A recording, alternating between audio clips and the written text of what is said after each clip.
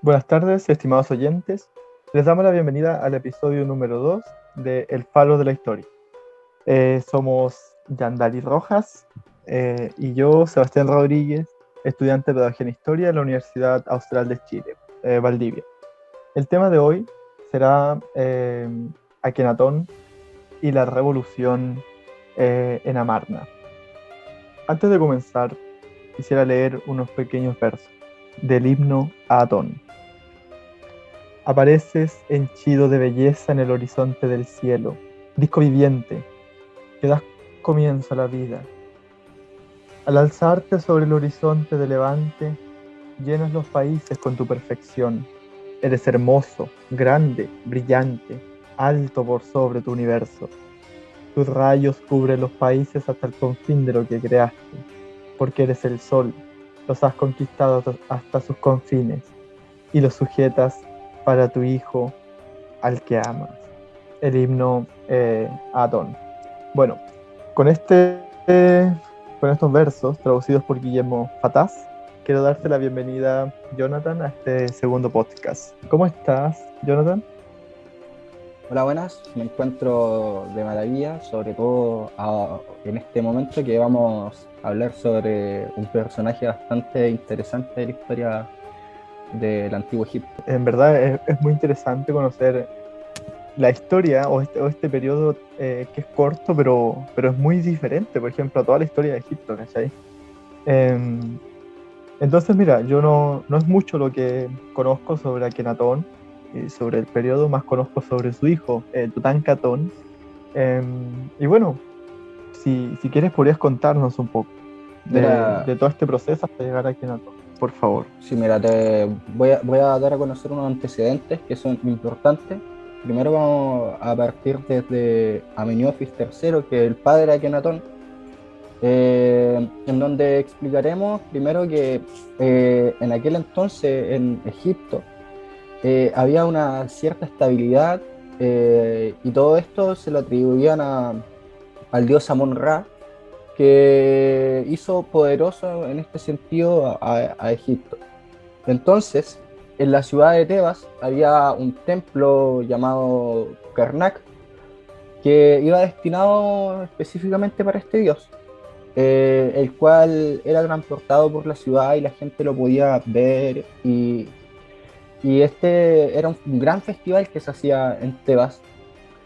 Y el faraón en este caso era el anfitrión de este ritual tan sagrado. Es importante saber también que mientras Amon-Ra gana poder, la gente les va dando tributo, o sea, en este caso les va dando riquezas en las cuales los sacerdotes también se enriquecían de estas mismas. Mm, Y y así el sacerdocio era un modo de vida auténtico en aquel tiempo. claro, es muy rentable. Sí, era muy... Em, o sea, mira, eso es del dios Amon-Ra, ¿cierto? Sí, Amon-Ra. Ah, mira, esto es muy interesante conocer para nuestro estimado oyente, que estos son dos dioses, ¿cierto? Son Amón, que es el dios de el oculto, así como de la oscuridad, por decirlo, o sea, y que da vida, y Ra, que es el dios solar, el dios del sol que conocemos normalmente, que es como el dios padre. Pues entonces es un sincretismo que se hace entre estos dioses. Y yo creo que también un sincretismo entre el mismo sacerdocio, ¿cierto? Sí, efectivamente, es claro lo que tú dices, que en este caso Amon viene del significado de un dios nacido de la oscuridad, y, y que Ra representa algo distinto.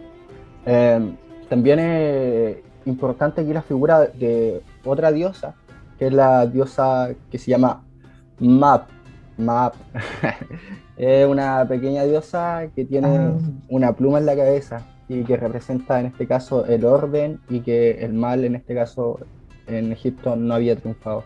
claro, Mate es también es más que solo una diosa, ¿sabes? Mate es como un sentido religioso y moral, es decir, así como estás diciendo, po, así de, de que el orden, entonces moralmente hay justicia, ¿cachai?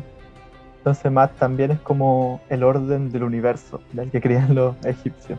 Es muy interesante el término de Maat. Maat.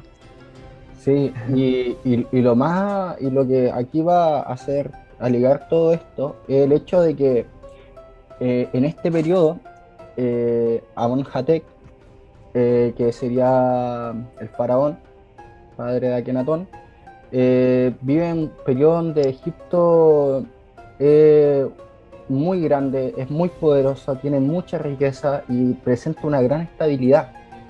Entonces, él como autoridad suprema también se considera un dios y tiene una ambición física sin límites, por lo que también crea un templo gigantesco y diseña una obra suya para la eternidad que se puede encontrar en distintos restos arqueológicos de Egipto. Bueno, para el faraón y lo que pudo ver Akenatón como su padre, ve que este se está convirtiendo en un dios.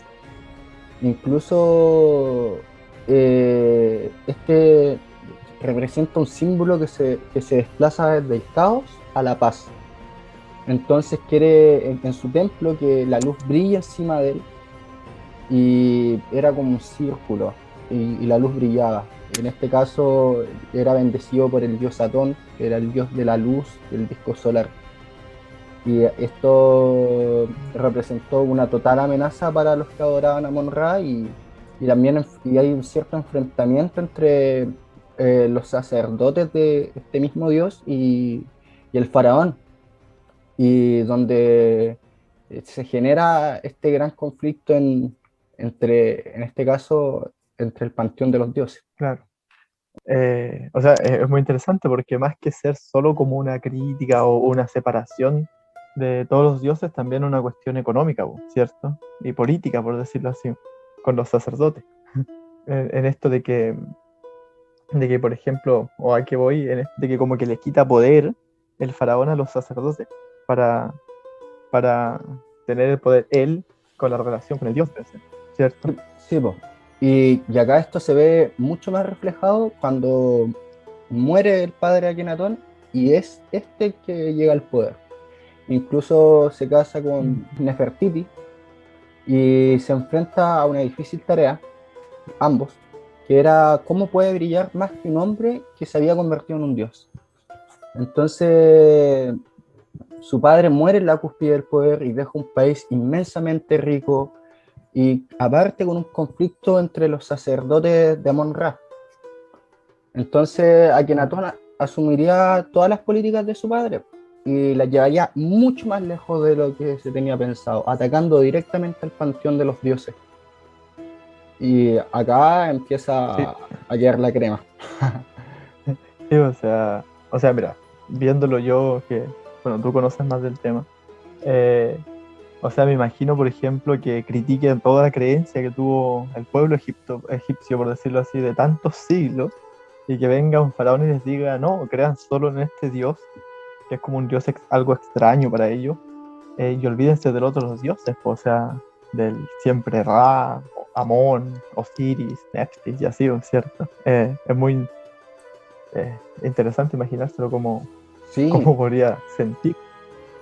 el pueblo en este caso también manifiesta un descontento, no, no tan solo los sacerdotes que al final fueron forzados a hacer trabajo duro y más encima pasa que los demás templos, porque cada ciudad tenía un templo destinado a la alabanza a un dios. Claro.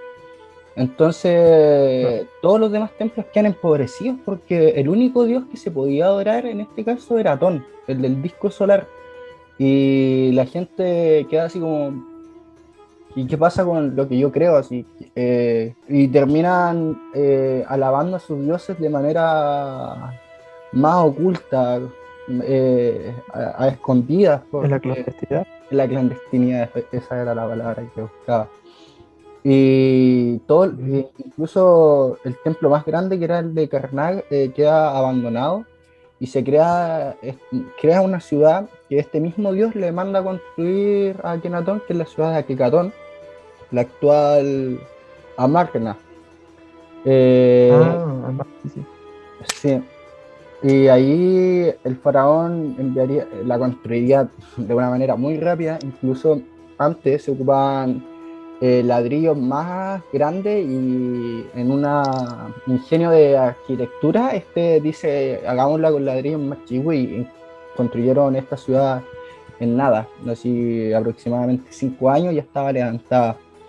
Y Akenatón y Nefertiti estaban totalmente obsesionados por esta deidad, incluso dando a conocer un monoteísmo en un panteón de dioses donde el politeísmo es el que predominaba. Claro, sí, o sea, igual es como, sabes que yo estaba leyendo sobre este tema y sí decían que, por ejemplo, que Nefertiti, que su nombre significa la bella ha llegado, si no me equivoco, era como la que más fe o la que más creía, por ejemplo, en el dios Atón, po. O sea, que todo lo de ella o todo lo que ella pensaba, lo que podría hacer, dependía o estaba hacia el dios, ¿cachai? Entonces yo creo que es una entrega casi total al dios y a su esposo también, pues, ¿cachai? Porque es como una función de corregente, podría decirse, ¿me entiendes? Sí, incluso se ve muy reflejada en esta, esta cosa de la religión en el arte. O sea, aquí se configura una nueva forma de arte donde ya no hay dioses animales o faraones guerreros, sino que el faraón, solo el faraón en este caso, era representado como un individuo que está en conjunto con la familia, y siempre vamos a ver esta figura de Akenatón con una luz encima de él, que sería lo que representaría el dios, que solamente brillaba sobre él. Y literal que desobedeció todas las creencias de otros faraones anteriores e incluso de su mismo pueblo que todavía seguía creyendo en aquello, para después, más adelante, morir joven y no y quedarse ahí sin más ni menos. Mm, claro, o sea, igual.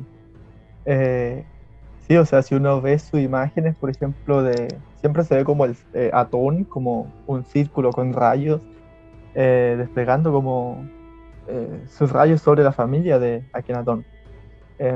¿Sabes qué? También hay mucha gente que, bueno, uno como estudiante de historia que somos nosotros, no, no podemos darle tanto crédito a esto, de la pseudociencia, que dicen que esto era como un platillo volador que venía del cielo y los extraterrestres tenían autoridad sobre Akenatón. En verdad yo no creo en eso, pero o sea, da para pensar, o sea, para una persona un tanto inexperta en la historia, ¿no crees? Sí. Incluso el otro día que también estábamos hablando de esto mismo, tú llegaste a decir que como se configuraba aquí en este caso el monoteísmo, podría ser incluso como la figura de Moisés. Mm, sí, o sea, igual aquí dando como una Interpretaciones. publicidad, eh, ta- dando publicidad, hay una egiptóloga y divulgadora que habla sobre esto de que podría ser, se llama Laura de Egiptología, y habla de esta relación que podría ser como de Akenatón y del Moisés, como de la misma persona o el monoteísmo, más que pseudociencia, es muy interesante. Pero igual es eso, mira, hablar de un Dios en un tiempo antes de Cristo, por decirlo así, antes de la misma era común y quizás antes del judaísmo, es muy interesante, o sea, como que rompe con todo lo que estaba establecido, po, mira, porque las otras culturas que estaban ahí, no sé, po, los Ixos, por ejemplo, yo creo que creían en muchos dioses, po, y que venga alguien y le diga, no, no pueden creer ni en animales, ni en Dios ranas, ni en Dios sapo, ni cosas por el estilo.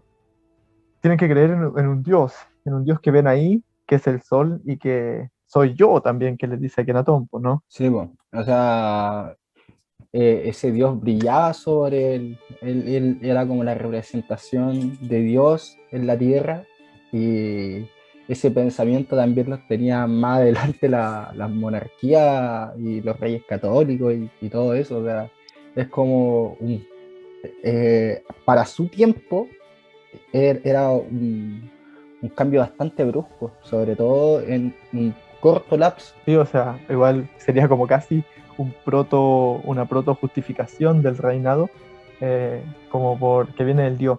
Pero sabes que yo estaba leyendo que muchos faraones se consideraban que venían del dios, sí. Pero desde Amenofis, el padre de Akenatón, se potenció esto. Querían ellos estar como sobre el dios, pues, ¿cachai? Así como tenía esta relación Akenatón con Atón, ellos querían estar sobre los dioses, ¿me entiendes? Entonces ya no es como tanto una justificación, podríamos decirlo, sino que algo como el hombre sobre el mismo dios, ¿me entiendes? Sí, po. Oye, y bueno, y para seguir con esto, eh, después quién lo sucede, que tú aquí ya sabes un poco más, que es Tutankamón.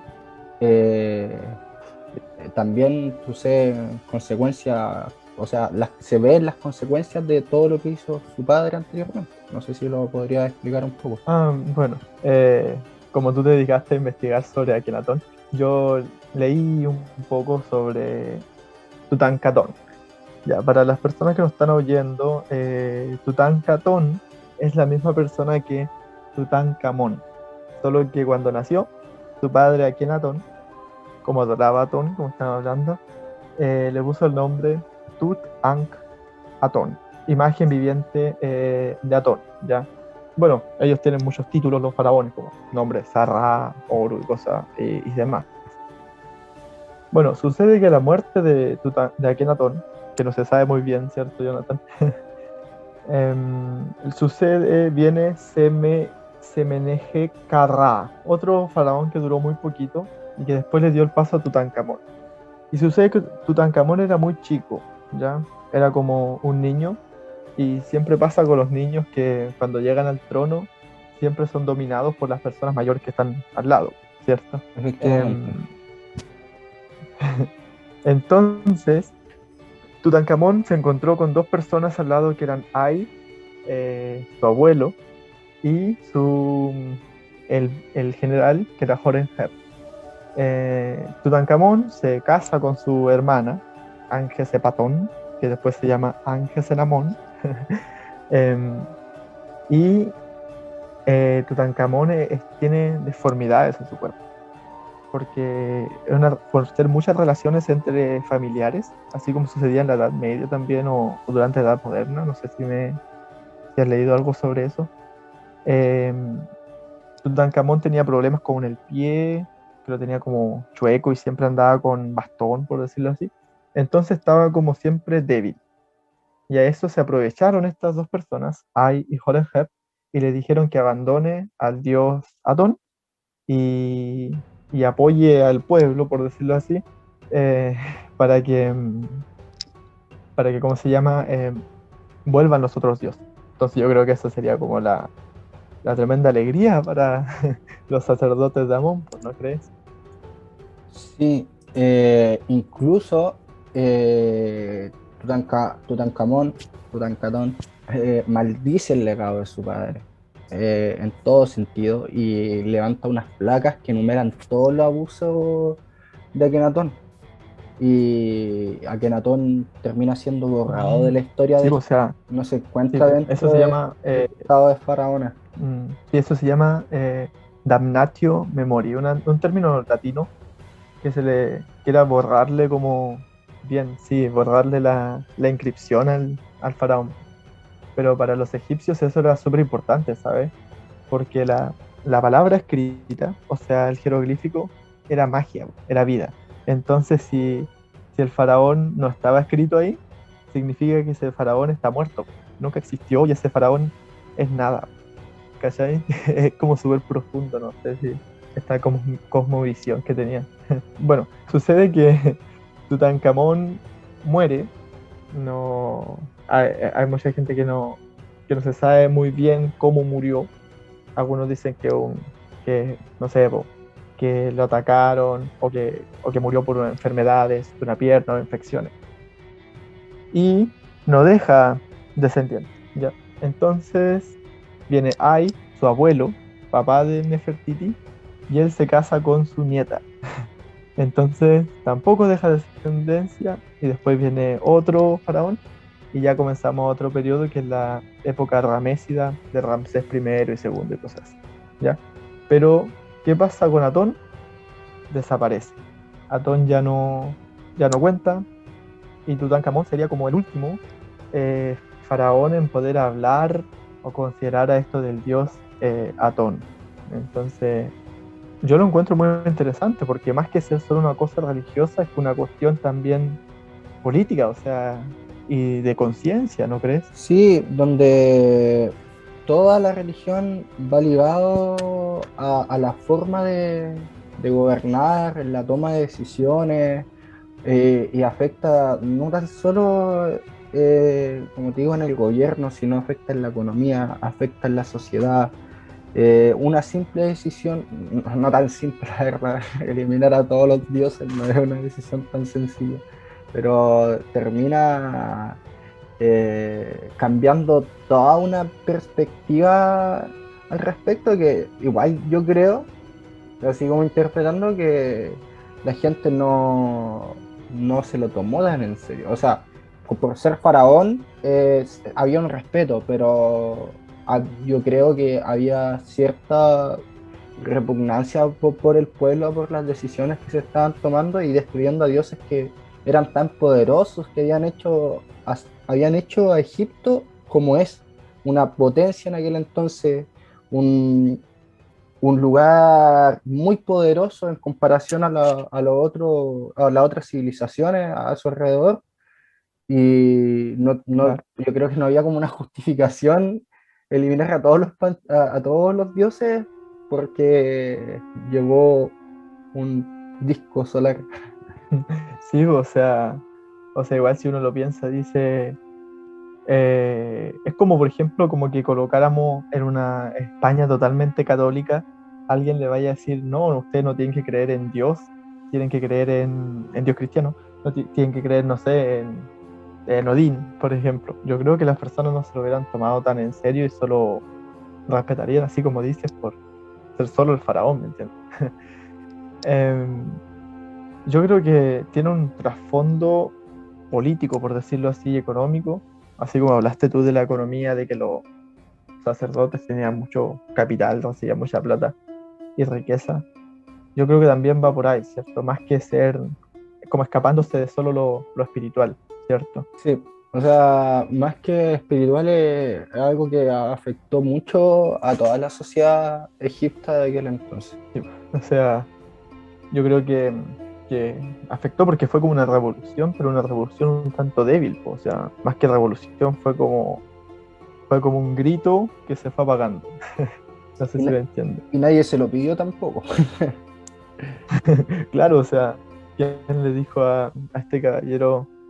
Fue más casi como una locura. Yo creo que podrían haber considerado muchos como loco al emperador, perdón, al faraón, ¿cierto? Porque, o sea, sería luchar contra los mismos dioses, po. ¿Quién puede contra los dioses? Y al final se ve Mm, que no se la pudo tanto, pues quedó eliminado total de la historia, incluso por lo que también tengo entendido, después de su muerte, Egipto también cae en una crisis y cada vez que llegaban los soldados, por ejemplo, de las guerras que tenían con Siria o otros pueblos, llegaban derrotados. Llegaban derrotados porque no estaban con sus dioses, no sentían ese apoyo que para Egipto los dioses eran todos, o sea, simbolizaban cada parte que necesita la sociedad, en este caso, para prosperar: estabilidad, la muerte, la luz, el poder, entre otras cosas. sí, sí, yo creo que sí, porque, por ejemplo, eh, la religión tenía que ver mucho con su estilo de vida. Por ejemplo, en la noche no andaban porque en el cielo andaba una serpiente que podía matar al dios, por ejemplo. Entonces ellos como que, o no sé, ellos estaban en el sol porque el dios Ra lo estaba cuidando, ¿me entiendes? Entonces creo que lo que hizo Akenatón fue como un tanto errado, en realidad. Lo hizo, sí, es como, o fue más que errado, fue como decir, esto hubiera pasado para las personas que piensan ahora, en el futuro, ¿qué hubiera pasado si hubieran puesto solo monoteísmo en Egipto? ¿Cachai?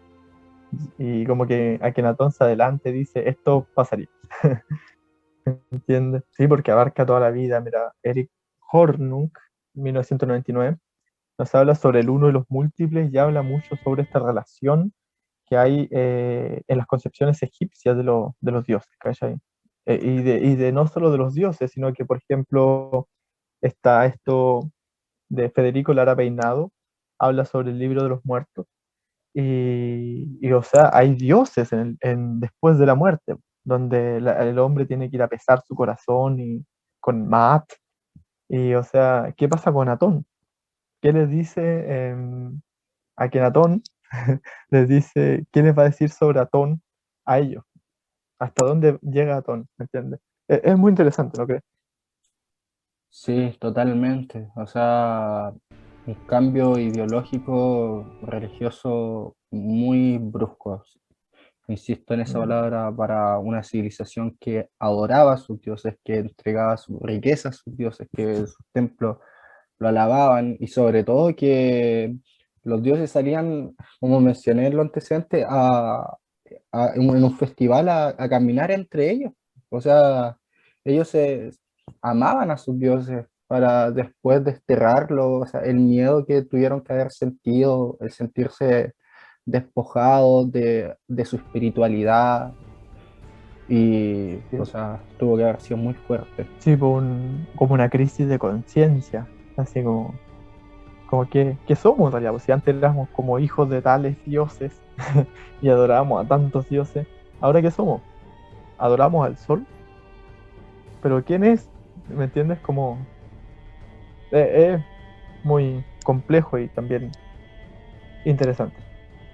Bueno, yo creo que tendríamos que ir como cerrando, ¿no crees? Sí, yo creo que abarcamos muchos temas y muchas ramas sobre la influencia de Kenatón en Egipto. Sí, o sea, bueno, igual no olvidamos decir el reinado de Akenatón, que data de 1353 a 1336 antes de Cristo o antes de la era común, como dicen los no cristianos. Eh, bueno, estimados oyentes, yo creo que con Jonathan hemos conversado bastante sobre este tema y encontramos que el periodo fue esto de la revolución de Amarna, fue una cuestión que no solo fue religioso, sino que fue una cuestión de conciencia, política, económica, con la relación social, eh, y que no solo quedó en la adoración a un simple Dios. Me gustaría terminar con la última estrofa del himno Atón y nos iríamos despidiendo. ¿Qué dices? Bueno, póngale nomás. Bueno, dice, el mundo yace en silencio, es tu creador, reposa tras el horizonte, pero al alba, desde que te alzas en el horizonte y brillas, disco del sol, durante el día, expulsas a las tinieblas e irradias tus rayos. Entonces, el doble país es una fiesta. El mundo yace en silencio, es que su creador reposa tras el horizonte. El himno Atón, traducción de Guillermo Fataz. Bueno, estimados auditores, creo que lo hemos pasado muy bien con nuestro amigo Jonathan. Y bueno, los invitamos a seguirnos en nuestras redes sociales, a compartir el podcast, este episodio y el pasado. Y les queremos decir que se vienen más, ¿cierto, Jonathan? Sí, se llenan mucho más y futuros invitados. Sí, o sea, si les damos una noticia que si el trabajo de los podcasts nos va muy bien, queremos invitar profesores universitarios, así que los dejamos cordialmente invitados a seguirnos en las redes sociales, darnos like, activar la campanita en YouTube y escucharnos y disfrutar de historia. Esto ha sido, estimados oyentes, el faro de la historia. Que estés muy bien.